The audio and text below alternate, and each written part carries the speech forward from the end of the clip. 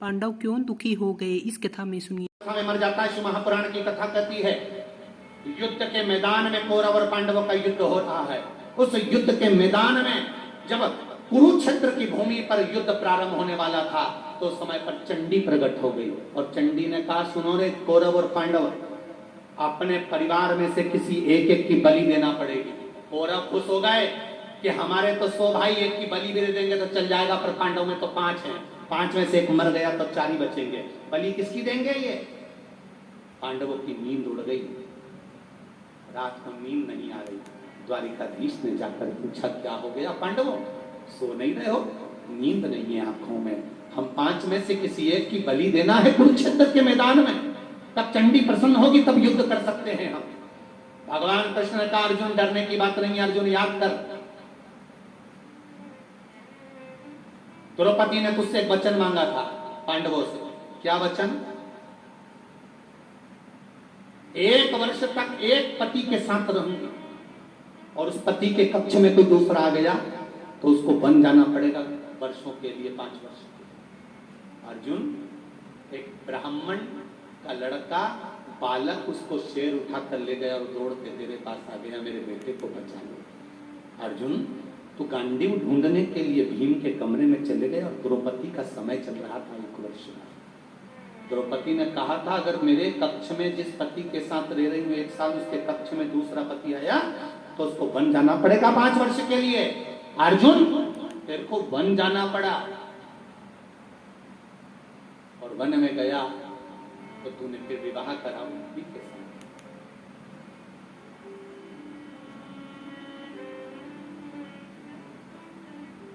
अर्जुन,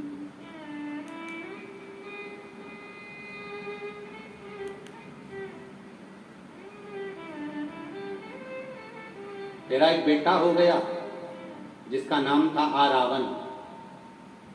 जा उस आरावन को लेकर आ, जो वन में तेरे 5 वर्ष रहने पर तूने जो विवाह करा कुंती के साथ में, वहां पर जो बेटा हुआ उसको लेकर आ। आरावन को अर्जुन लेकर आए। भगवान कृष्ण ने कहा, रावण तुम आए हो, तुम्हें मालूम है तुम्हें क्यों बुलाया? आरावन कहते हैं, मेरे पिता के लिए युद्ध लड़ने के लिए, कौरवों से। नहीं आरावन, तुम्हारी बलि चढ़ना है, चंडी को बलि देना। आरावन कहते हैं, द्वारिका रे नाथ, मरने को तो तैयार बैठा हूं क्योंकि पिता के लिए मरना है, पर युद्ध के मैदान में मरूंगा तो वीरों की गति होगी और ऐसे मरूंगा तो नरक भोगना पड़ेगा। मैं कुंवारा हूं, मेरी शादी नहीं हुई है, और अगर मैं कुंवारा मर गया तो मुझे सारे नरकों को भोगना पड़ेगा और प्रेत की योनि में पड़ा लेना पड़ेगा, भटकना पड़ेगा, मेरी मुक्ति नहीं होगी।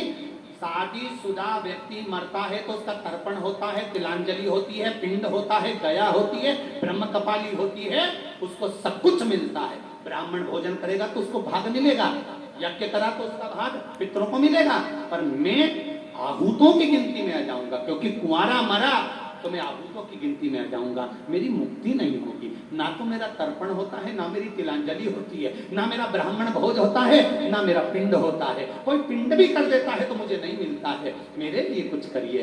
द्वारका नाथ ने कहा, तो क्या चाहिए तुमको? पहले मेरी शादी कर दो, फिर मेरी बलि चढ़ा दो, मैं मरने को तैयार बैठा हूं। ठीक है। द्वारकाधीश ने अर्जुन से कहा, कल इसकी बलि चढ़ना है, आज की तारीख में लड़की ढूंढो, इसकी शादी करो। कोई नहीं। भगवान कृष्ण को याद आया,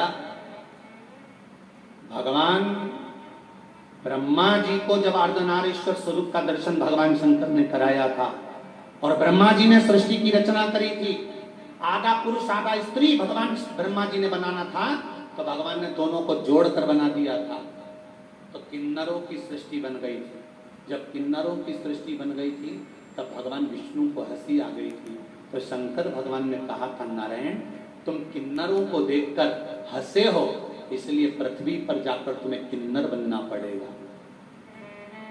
तुम हंसे हो इन किन्नरों को देखकर, इसलिए मृत्यु लोक में जाकर तुम्हें किन्नर बनना पड़ेगा। भगवान कृष्ण को याद आया, कोई लड़की नहीं मिल रही, तो मुझे शंकर भगवान का वचन था, तो भगवान कृष्ण ने आधी रात को किन्नर का स्वरूप धारण कर लिया और किन्नर बनकर आरावन के साथ में भगवान ने विवाह कर लिया। आज भी किन्नरों की शादी अरावन के साथ होती है, इसलिए किन्नर मांग भरते हैं, मंगलसूत्र पहनते हैं, पाँव में बिछुड़ी पहनते हैं, किन्नर हाथ में चूड़ा पहनते हैं, क्योंकि आज भी इनका विवाह, इसलिए शुभ कार्य में किन्नरों को बुलाया जाता है, झोली भरते हैं, गोदी भरते हैं। आप मेरे चैनल को लाइक करें, शेयर करें, सब्सक्राइब करें और बेल आइकन दबाएं।